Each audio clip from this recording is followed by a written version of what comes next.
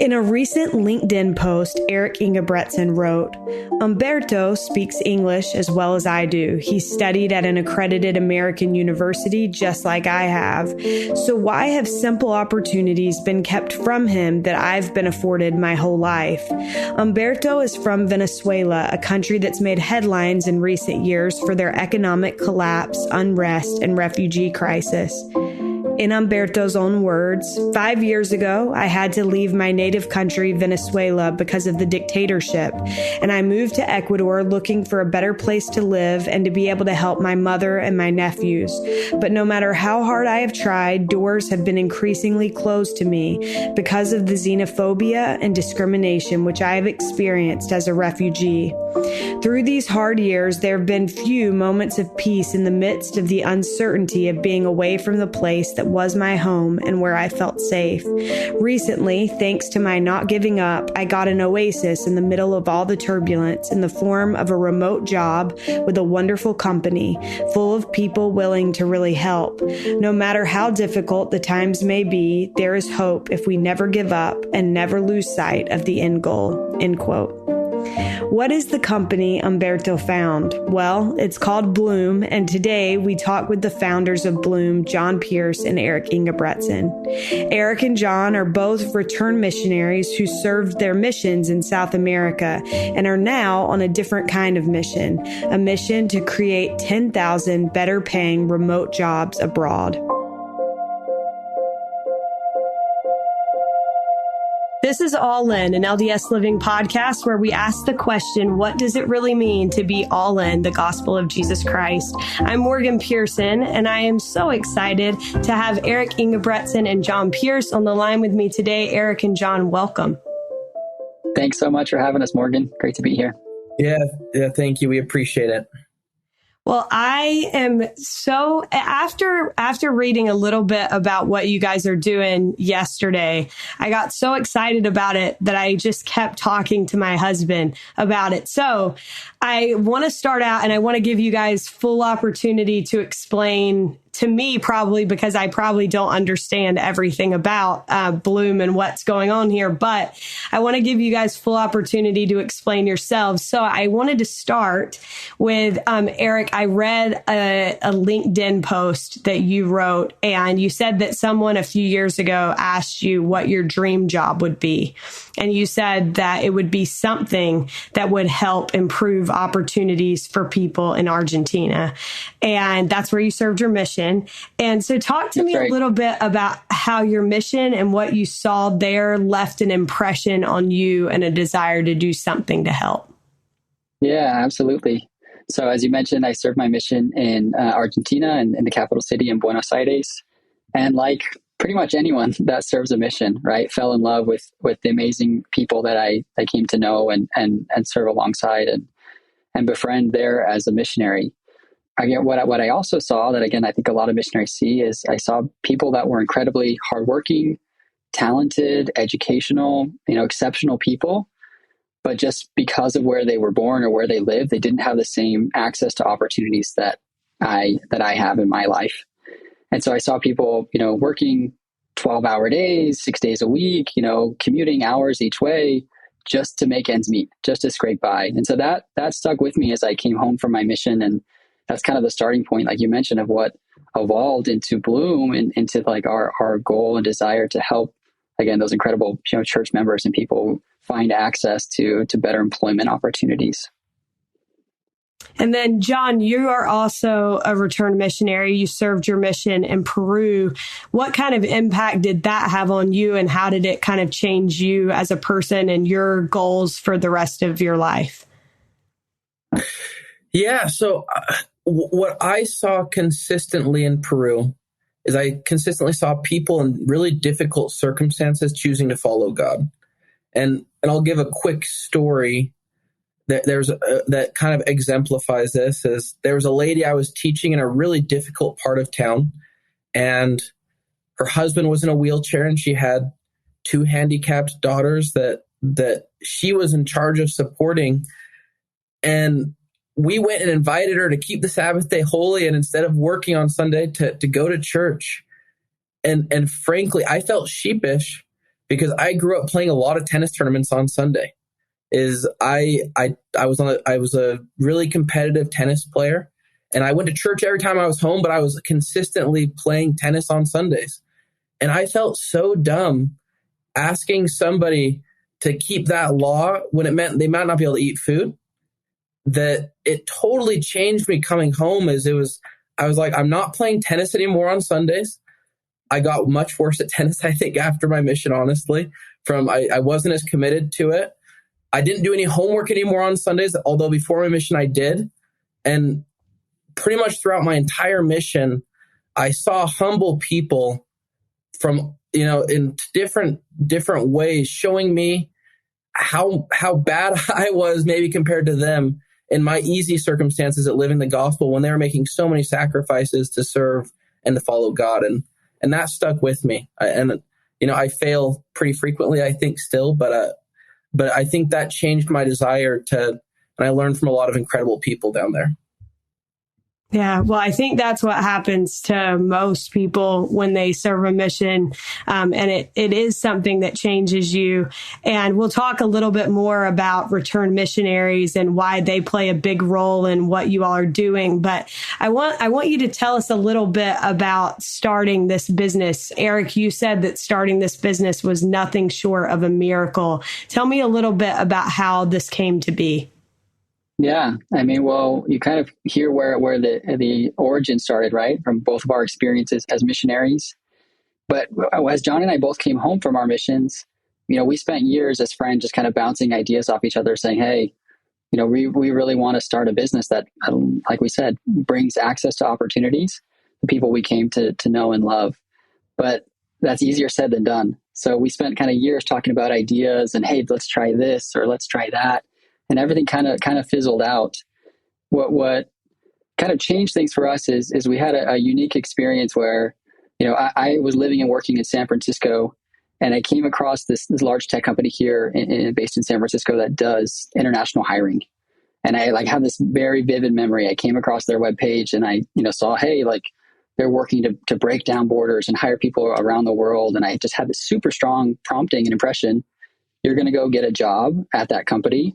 It's going to give you the know-how and knowledge and experience in this space to then go build what you've wanted to build and do what you've wanted to do, and then felt kind of prompted to do to help, those people you came to know and love in Argentina. And lo and behold, 2 weeks later, without knowing anyone at the company, I had a job offer and went and kind of, worked in that space. And John and I kind of put, both of our professional experiences together later down the road to build Bloom and kind of get that starting point, which what we are today is a mission-driven international staffing agency.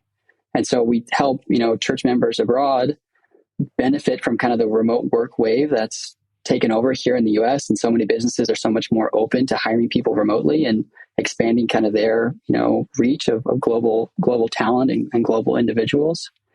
And so that's kind of the starting point, is just this really strong kind of impression experience that we had.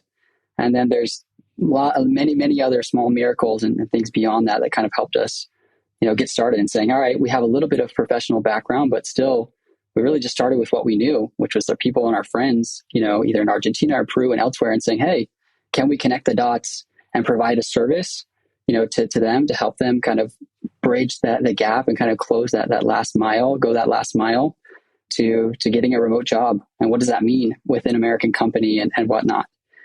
And so, that's where we started small, just helping our friends here and there. And then over this last year, we've really kind of seen, like I said, the miracles and seen, things kind of take off, where we've grown from, hey, just helping a few people in a few countries in South America to now today we employ and actively have, thousands of people in our workforce, church members across 65 countries around the world that are on average doubling their income with access to remote, work opportunities. So it's been a really fun journey. It's amazing. So explain to those listening exactly how this works. So you hire these people, and then tell us a little bit about kind of the process that they go through in terms of getting this remote work and how it benefits them, to kind of take us through the whole thing. Yeah, absolutely. And maybe the best place to start is by kind of laying out the market, the state of the market in these international countries that we operate in, but also here in the U.S. So you think about kind of the church members, again, that we saw and many saw on our missions. Even though they're educated and hardworking and speak great English, their local economies they just can't support, the type of jobs and better paying jobs and, more sophisticated jobs that we can here, right? Just for the nature of their, the economy size. There's that kind of one part of the equation. The other part of the equation, you think about the state of the market here in the U.S. As you look back in years past, you'll see lots of headlines about staffing shortages, right? Businesses growing, but can't find people to fill jobs. And so we kind of act as kind of the bridge to those two things to say, hey, U.S. companies, we can help you expand your kind of talent pools to hire great, capable, qualified people outside the U.S. Hey, church members and others abroad, we can help you gain access to opportunities that you otherwise wouldn't have through a remote position and remote work, with our clients who are U.S. companies. And so where we come into that equation is kind of like I mentioned, is we help these individuals prepare and understand what to expect, meeting with American companies. And then as we kind of facilitate, those two groups getting together, we actually end up hiring, individuals to join our workforce. And then they do work on a full-time, basis, not as temporary or gig jobs, but do work for our clients who are U.S. companies, tech companies, service companies, consumer goods companies, et cetera. So that's where we come in is, hey, we operate and we act as the hirer here, but then we provide ongoing support to our these church members, our team members, to help them be successful in a job and in their career. Okay. And just to clarify, because this was one thing that I didn't know until yesterday when I started really digging into this, but you guys, so the business model for Bloom, as in how you will make money, is from the clients, the companies that will be paying for your services. It's not from the individuals in these international areas. Correct. Yeah. No, we're set up to try and help them and provide a lot of resources and tools even beyond the job for them. But yeah, that's exactly right. So our clients are the U.S. companies here that we work with and help them, grow and staff their teams.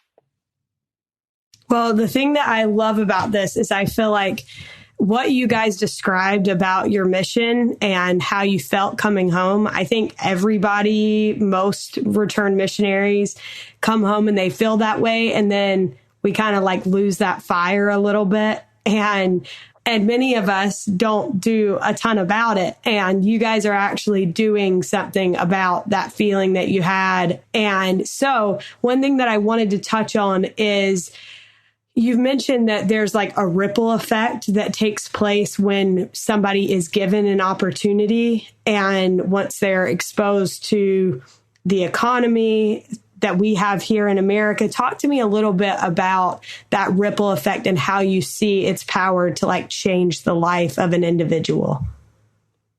Yeah. So one of our internal workers is named Tanus. And Tanus is an incredible person he's in a stake presidency down in Lima, and he was working as an English teacher, and we've brought him on he helps kind of internally to prepare people for interviews and do tons of different work for us. And he went from kind of being an English teacher to now he's an executive in an American company, and he's making twice as much money as he was before. So now his two little kids have way more tuition money to go to better schools or things like that. And Tanus is growing a ton as well by getting new skills in the job. So it's not just giving Tanus a better job, but it's giving him more time to serve in his calling as a stake president. It's giving him more time and money to put into his kids and into his wife. And, same thing for his community.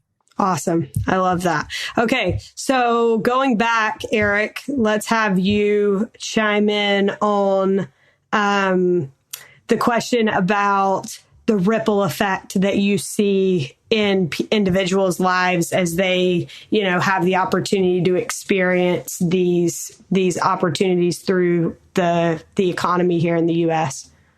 Yeah.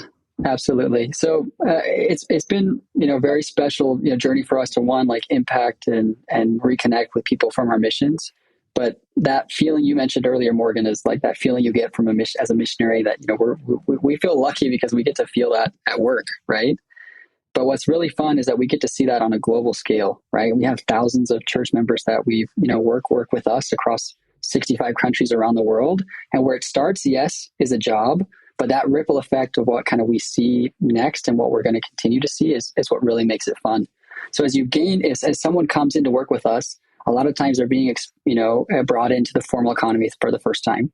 So they're increasing their salary. Yes, on average, our people are more than doubling their income, which is amazing, right? But then it opens up all these other doors of opportunity. And John mentioned some of those, but it's like the impact that has generationally on their kids. Awesome. But what our real kind of short-term impact and ripple effect we see is that, working remotely and making more money gives them more time and resources to invest in their families, right? As a parent, as a spouse. It gives them more time to invest in their communities, whether that be locally or in their church calling, to serve, as a bishop, as a Relief Society president. Gives them, more time to develop themselves spiritually, gives them more time to invest in their education and in their career development. And so what we're excited to see is that, these short-term ripple effects that are amazing, but years down the road, we're going to see those generational effects that we talked about. We'll see how this develops church leaders, which again, that is our goal. It's like to help people, really blossom into the best version of themselves and help them gain those leadership skills and have the time and resources to do that and build the kingdom of God wherever they live. Perfect. Well, I want to kind of switch gears a little bit quickly.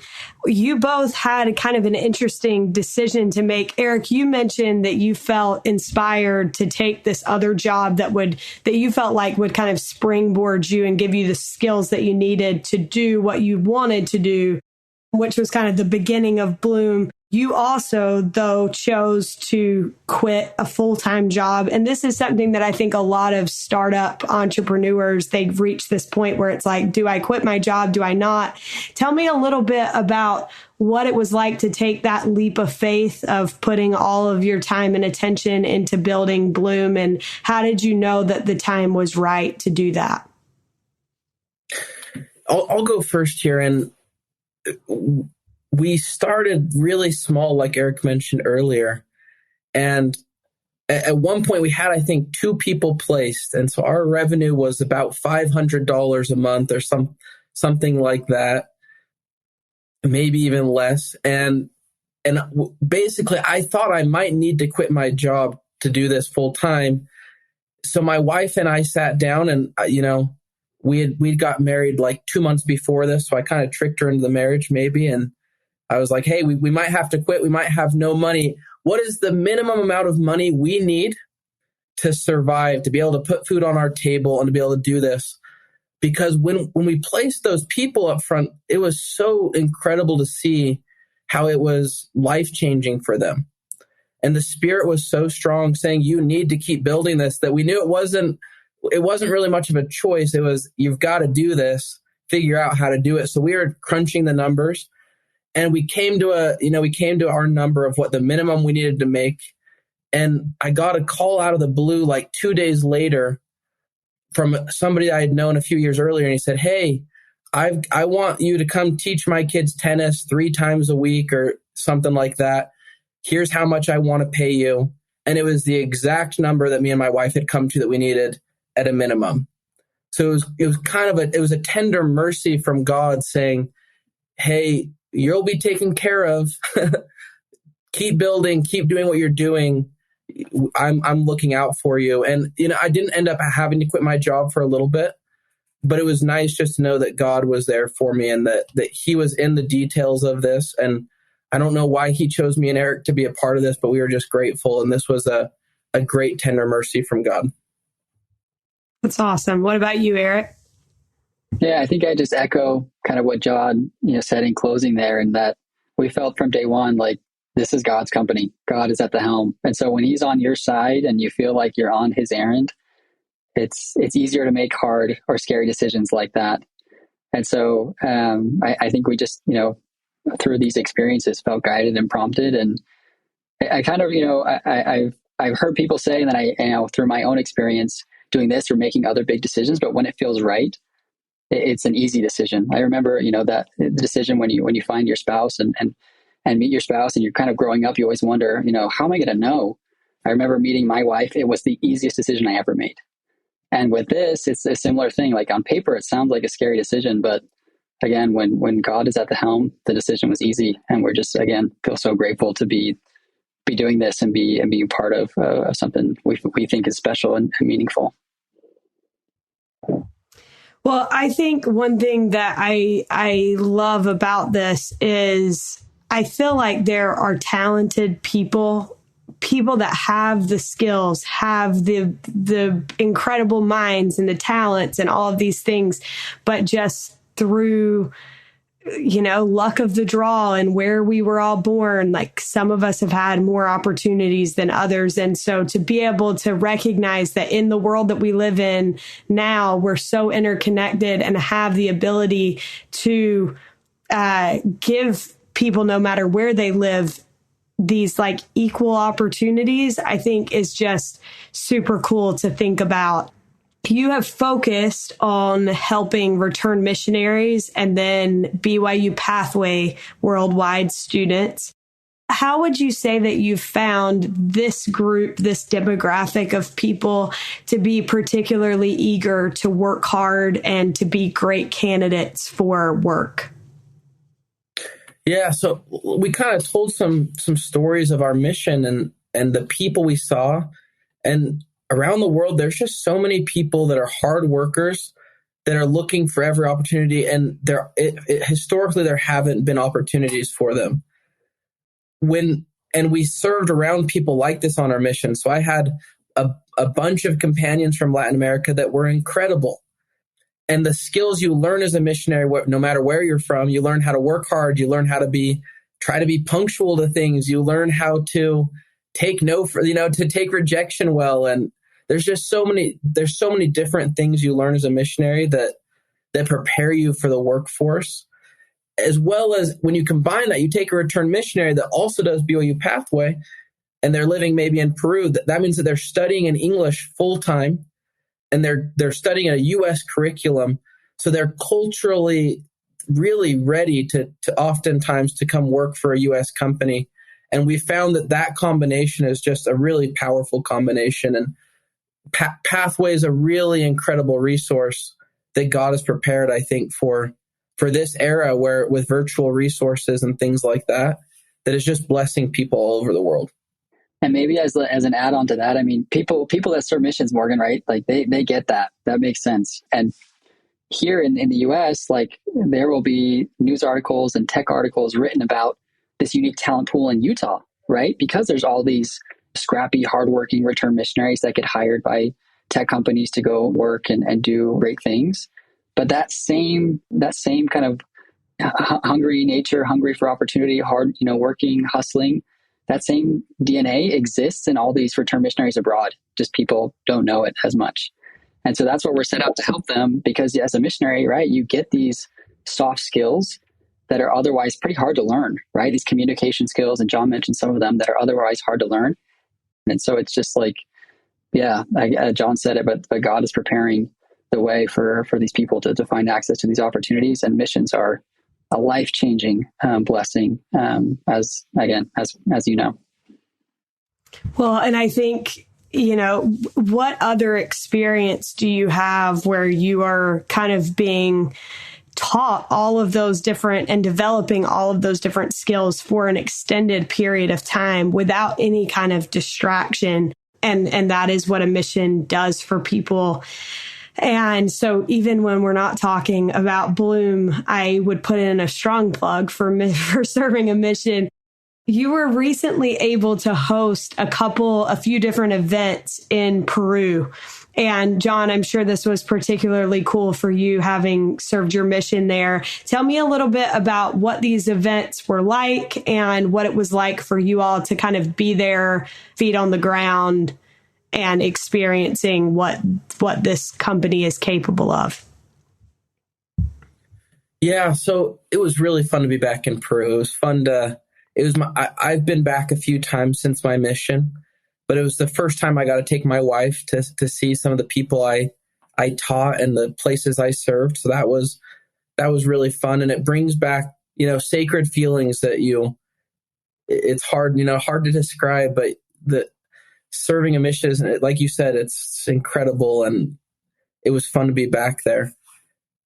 Combining that with an event for Bloom, it was really cool. And it was fun to kind of meet new people that are special to me. So people that I've, worked with maybe for almost a year, some of them, but never met in person. It was really great to meet them. And it was humbling as well. Many of them would come up and say, thank you so much for this, has done this for me or this for me. And it made me just feel so grateful to be a small piece in bringing blessings to other people that, they're blessings that are often easy to find here in the US, but are fewer and far between out in different parts of the world. So it was really humbling to be a part of a small piece of these people's lives.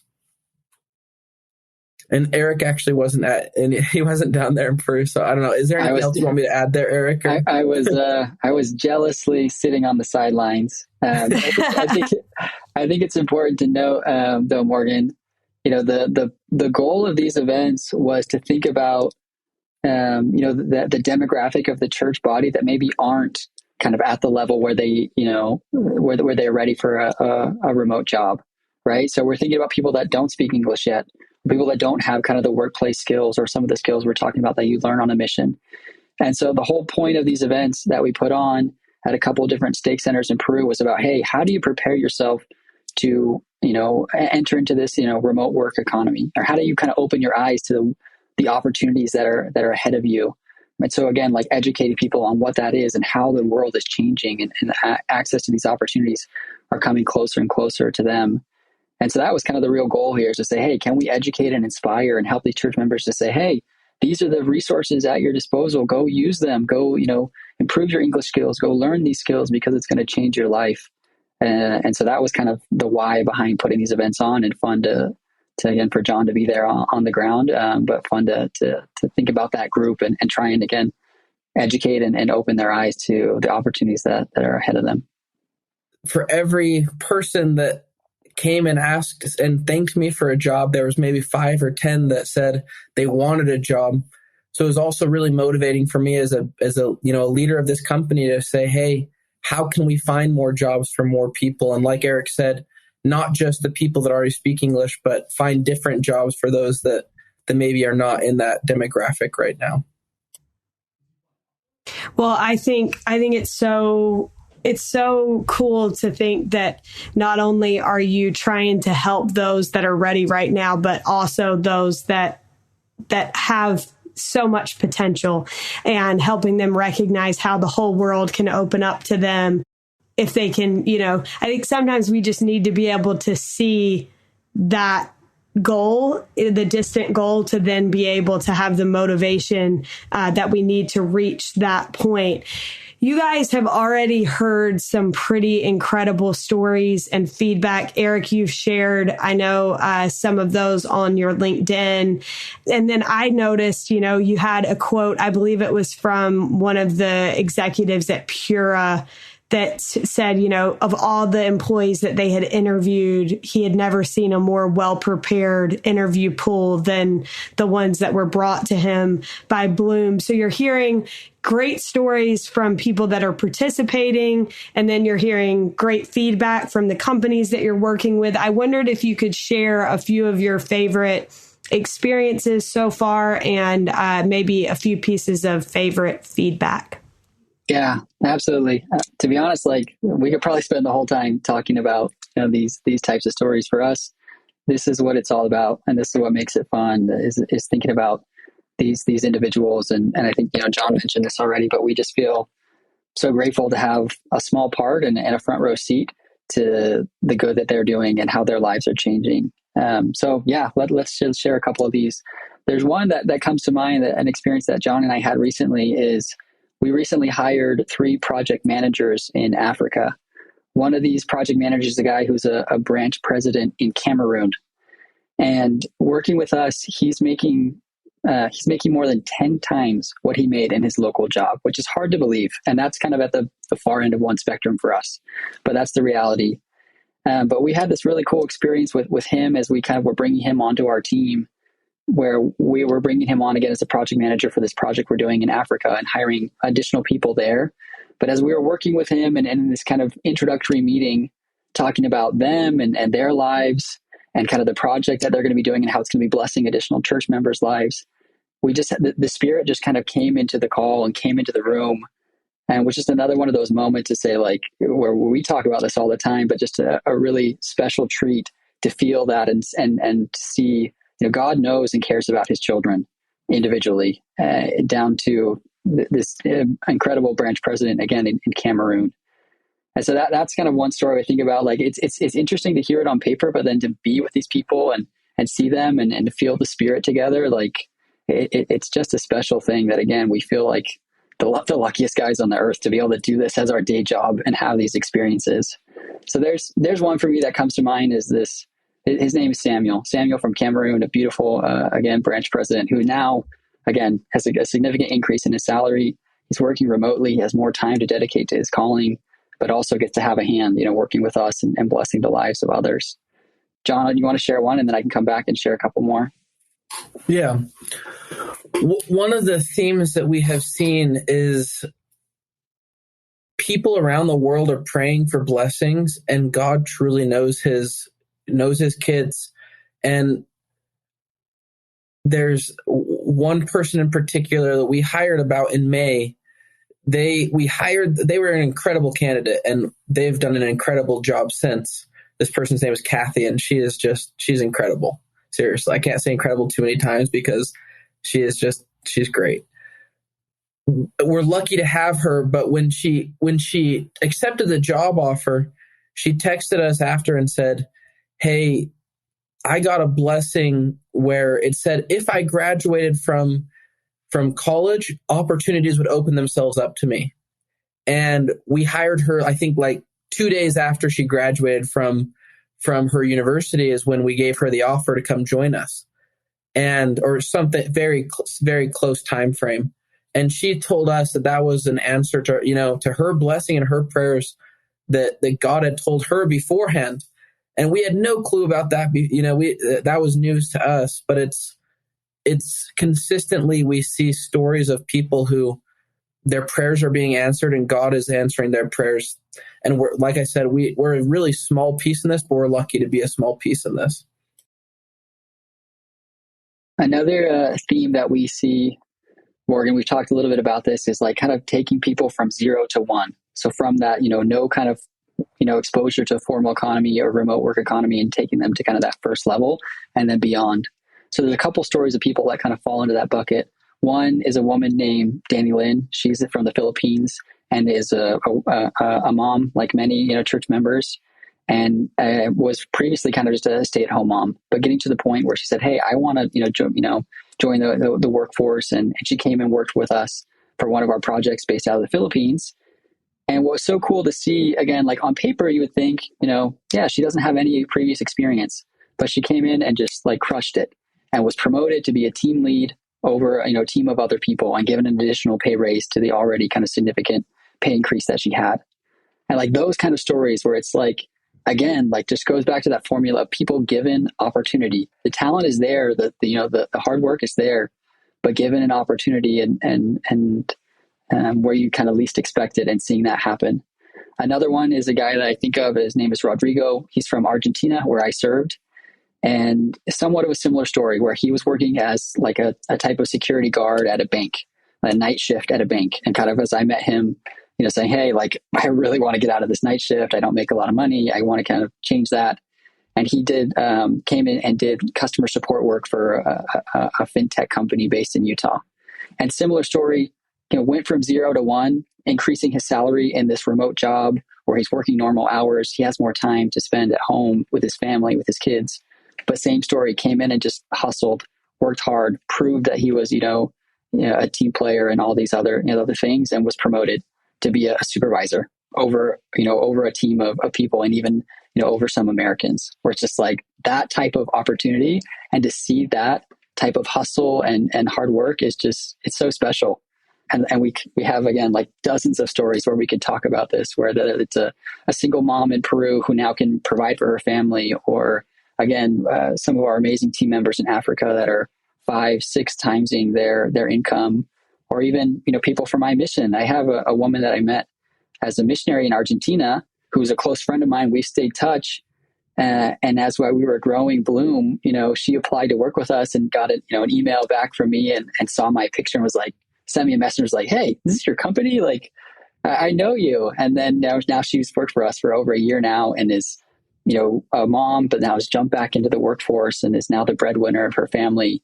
And it's just stories like that, where it's just like, these are real people. These are incredible church members. And as you've, served a mission, you've felt that feeling of that special bond that brings you together over the gospel or over doing good.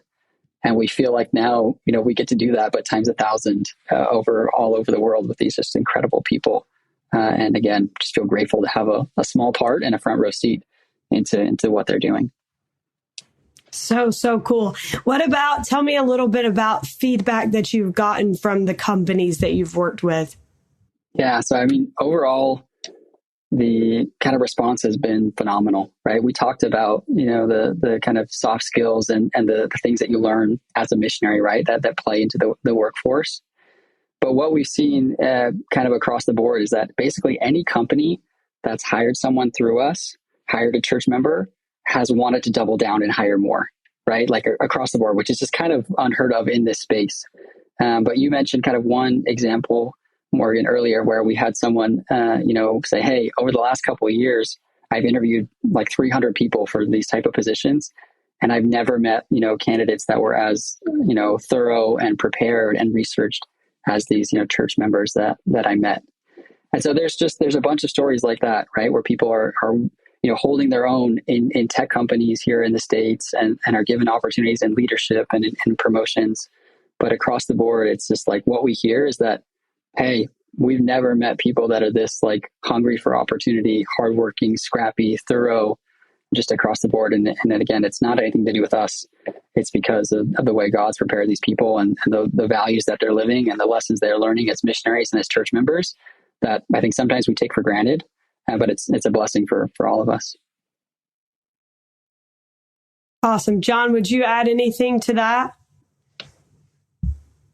The only thing, I think Eric covered it well, but every company we've worked with has been really happy with our people. And like Eric said, they've all pretty much doubled down and hired at least an additional group of people, but most of them are hiring a lot more after they take the plunge. And it's a little scary to do. It's a little scary to take that first step, hiring in a group that you've never hired from before. But once they do it, they realize how incredible this talent pool is. So that's the only thing I would add. I love that. One question that came up for me as you two were answering that question is, how are people in these other countries becoming aware of Bloom? And also, how are companies that are hiring, how are they becoming aware of what you all are doing? Yeah, it's a good question. It's kind of like this double-edged sword, right? Because there's two kind of sides to our marketplace that we're thinking about. So through, the church members abroad, we've kind of grown organically. As you think about, hey, when you get a job that pays you twice as much and you get to work from home, you're bound to share it with your friends and family. So we've kind of been overwhelmed on that front. We've had thousands and thousands of people apply to come work with us. And like I said, today we operate in over 65 countries around the world, but we've had, again, people apply from literally all corners of the earth. And we haven't, this doesn't really go into your question as much, but just something, to be interesting is like when we first got started with this, Morgan, we really kind of had to validate, hey, like, can people work from home in rural Peru or in South Africa or in, Argentina? Like, can that be done? And so we had to evolve as a business to, grow into, hey, helping people set up adequate home offices and doing, home office certifications on their internet speed and hardware devices. But that was a big part of it. And again, a big kind of area of focus that we have of giving these people the resources and tools and know-how to do that.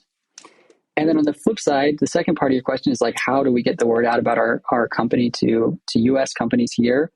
is it's kind of the same challenge that any startup faces, right? Like we grew small and started with, word of mouth and referrals and people in our network, and then have kind of evolved into then, having a more formalized marketing process and sales development process and teams that we go through today. But another kind of unique thing that is fun for us is like we really practice what we preach. So we've grown our business, John mentioned kind of the first days of just us as founders, two guys wanting to help some friends, to today we have a full-time team of over 20 people that are all international members of the church. We don't hire anyone here in the US, but we've grown our business kind of practicing what we preach, saying, hey, these people are talented. They can help us grow this business. They can add real value.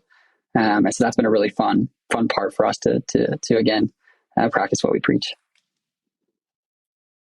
The only thing I would add there is just, like Eric mentioned, a lot of it's been word of mouth and us talking to our contacts. And we've been really grateful to the companies that have taken a chance on us. And more importantly, the people in these jobs so far. And we hope to keep on finding more companies that will take a chance on these people. But we're so grateful to the ones that have kind of given them the first chance. Well, I think this is all so inspiring and so cool. So hats off to you guys. And I also love that throughout the interview, I'm sure people listening have noticed this, but repeatedly you guys have said, we're just grateful to have the opportunity to be a part of this and to recognize where our blessings come from, no matter what they are, I think is huge and something that definitely matters. So my last question for you guys is, what does it mean to you to be all in the gospel of Jesus Christ? You want me to go, Eric? Okay. I know that's the whole theme of the podcast, and that's a tough question to answer. So I've been thinking about that today. And it's somewhat generic, but when, in the temple, we covenant to keep the law of consecration, which is to give our time, talent, and resources to building the kingdom of God. And to me, that's really what it means to be all in, is to get better and better as we go through life at using everything we have and centering ourselves on Christ and on building the kingdom. And that changes for each person. And even throughout time, I mean, I'm married, I have no kids. I maybe have a little bit more free time to serve than Eric, who's got 2 little kids at home right now. But really, I hope that I, throughout my life, can consistently be evaluating myself and say, hey, what am I doing with my talents, with my time, and with all the resources I have available to me to help other people to get closer to Christ? And on the inward part, that I'm looking at Christ as our perfect example and saying, how can I become more like him every day? So that for me, like I said, it's somewhat generic, but it's really seeing how we can build the kingdom and doing that every single day. So there's my thoughts on that. Thank you, John. What about you, Eric? Yeah, it's honestly a great question. And as I've reflected on it too, I've thought about, the lessons I've learned over the course of my life is, whether, and I think through also this experience with Bloom, is like whether you have a lot to give or a little, when you give of yourself and when you give yourself over to Christ, you're so much better off. You're better off for it.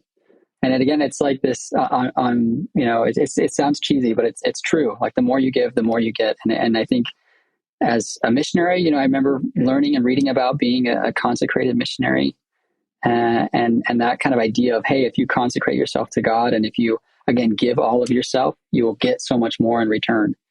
And building on the theme that we talked about today, again, I think we see that in the people that we get to interact with, and we strive to emulate that as we are humans and children of heavenly parents, and as again, co-founders together to try and give of ourselves. And again, so I think that's just a lesson that I've learned in my life through my parents and through others that I've admired, is like the more you give, the more you get. And I think that the same thing is true when we give ourselves, to God.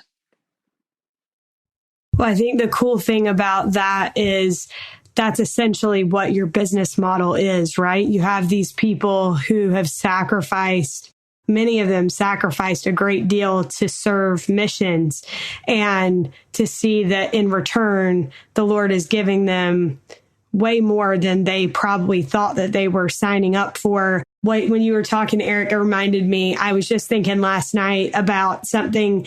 I had a stake president on my mission that was very influential in my life. And I one day was visiting with he and his wife. It was toward the end of my mission. My companion and I think, stopped by, and he said something to me, and I wrote it down in my journal. And last night I pulled it out and wrote it down in my phone so that I would have it handy.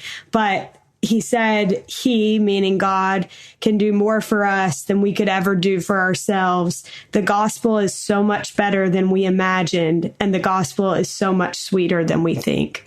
And I think that that is the gospel in essence. And that's the thing that I love about being a member of this church, is seeing God's hand in people's lives. And I am jealous of you guys for having such a good seat in the house, getting to witness all of this. And I'm sure that's super, super, super cool. So thank you guys, though, for giving us a chance to kind of see it through your eyes today. And I'm wishing you both all the very best. Thanks so much, Morgan. Thanks for having us. Yeah, it's a pleasure to be on with you, Morgan. Thank you for the opportunity. A huge thank you to Eric and John for joining us on today's show. You can learn more about Bloom by visiting higherbloom.com. Big thanks to Derek Campbell of Mix at Six Studios for his help with this episode, and thank you for listening. We'll look forward to being with you again next week.